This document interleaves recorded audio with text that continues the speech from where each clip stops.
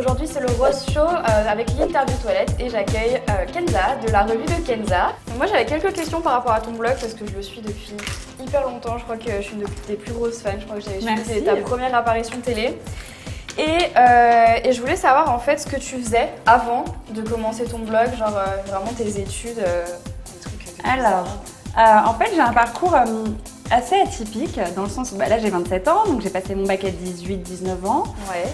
Je suis entrée à la Sorbonne, j'ai tenté un LEA anglais-italien qui a été une horreur parce qu'en fait je suis restée à la Sorbonne juste 2 semaines. D'accord, ah oui. J'arrivais c'est bête, mais j'arrivais d'un lycée privé où tout était très cadré et je me retrouve en fait dans cette espèce de foire qu'est la fac et en plus pour apprendre des langues horrible. Donc je suis partie, j'ai commencé à bosser un peu en tant que babysitter, en tant que vendeuse, etc. Ouais. Et la rentrée qui a suivi, j'ai passé un concours et je suis entrée en école de journalisme. Et si tu veux, j'y suis restée 6 mois. Pourquoi? Parce qu'ensuite je suis entrée en stage. Ouais. Et voilà, et qu'à un moment j'ai eu ce déclic en fait d'aller voir mes parents et je leur ai dit voilà, je veux arrêter l'école. Voilà. Et ils m'ont dit ok, bah go, de toute façon t'as ton bac, si tu veux reprendre tes études, tu les reprendras.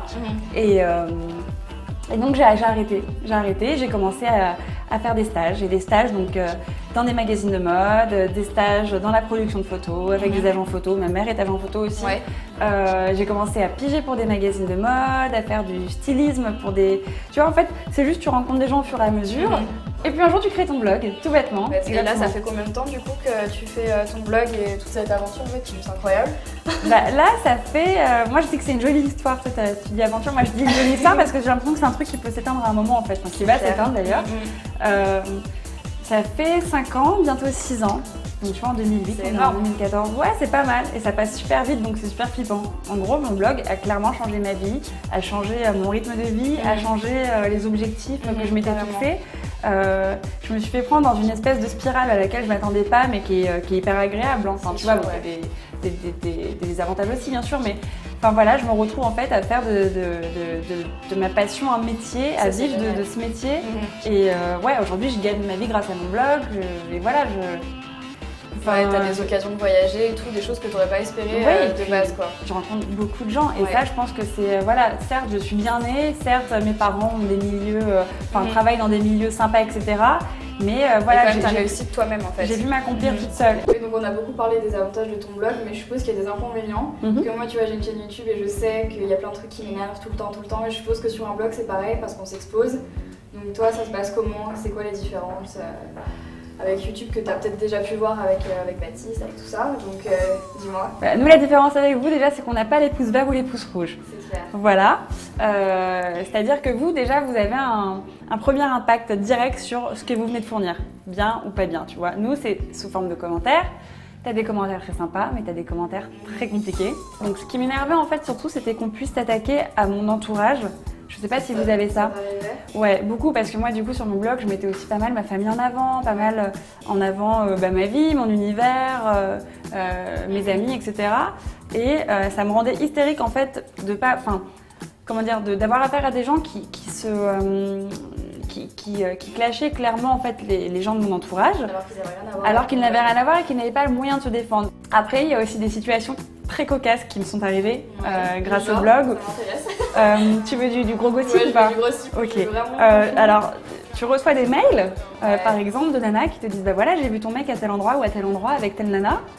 Là, tu vas voir ton mec, il te dit mais non, il ne s'est rien passé, c'est n'importe quoi. Et en fait, tu réalises quelques temps après que tout se confirme, tu vois.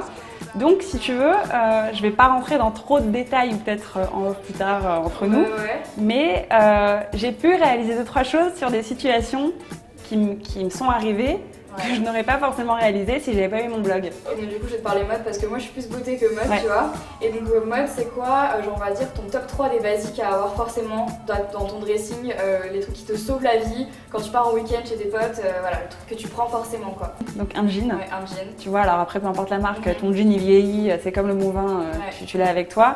Une paire de sneakers, donc moi c'est plutôt Converse ou j'ai beaucoup de Vans aussi, ou même des Nike, peu importe, une paire de baskets, parce qu'en plus je cours, donc ta basket, tu peux la mettre et pour sortir en ville et pour courir. En numéro 3, je sais pas, je me tape entre un beau sac à main ou un chapeau du coup.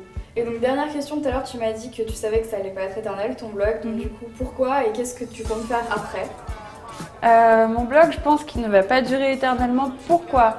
Parce que c'est un phénomène de mode certes, mais je pense qu'il va s'ancrer dans les mentalités. Seulement, je pense que je grandis, je vieillis et qu'il y aura toujours un moment une nana ou des nanas plus jeunes, plus fraîches, plus stylées, que j'aurai peut-être pas cette même énergie, cette même passion. Tu vois, là, je le fais encore avec passion. Je pense qu'il y a un moment où tu vas te faire prendre en photo et te mettre en avant et te mettre en scène. Ça t'amuse, mais jusqu'à un certain moment. Tu te donnes encore combien de temps à peu près? Je sais pas. Tu sais pourquoi je sais pas? Parce que si tu m'avais dit en 2008 qu'en 2014 je ferais encore ça, je t'aurais jamais cru. Ouais. T'es un peu accro quoi, tu continues. Ah non mais j'adore. Ouais. C'est-à-dire que je prends toujours autant de plaisir. Mais tu sais quand même qu'un jour tu vas devoir arrêter quoi. Je pense qu'un jour où tu vois, t'as des enfants, un autre type de vie, voilà, t'as peut-être envie de passer à autre chose. Maintenant, je pense qu'il peut prendre une autre tournure. Et donc du coup, si jamais tu délaisses entre guillemets un peu ton blog, qu'est-ce que tu aimerais faire ou qu'est-ce que tu comptes faire? Mon blog, c'est quand même une belle carte de visite et je pourrais toujours m'en servir. Il fait partie de toi aussi. Voilà, il fait partie de moi, donc je pense que je me débrouillerai pour continuer dans le digital. Tu vois, et dans l'univers féminin, dans le digital d'une façon ou d'une autre. Peut-être même de la télé, tu vois, je sais pas, peut-être changer de média, mais il y aura toujours un lien en tout cas. Je vois ce que tu veux dire. Merci en tout cas Kenza d'avoir accepté mon interview toilette. J'espère que ça t'a plu. Ouais, cool. J'espère que tu reviendras. Franchement, ça me fait vraiment avec plaisir. Et puis voilà, en tout cas, n'hésitez pas à commenter, à dire ce que vous avez pensé de Kenza. On vous mettra les liens de son blog en barre d'infos pour que vous puissiez aller voir son blog qui est juste génial. Ça me fait trop plaisir que vous allez voir. Et voilà, bah écoute, je vous embrasse très fort, je t'embrasse très fort et on se retrouve très vite. Ciao.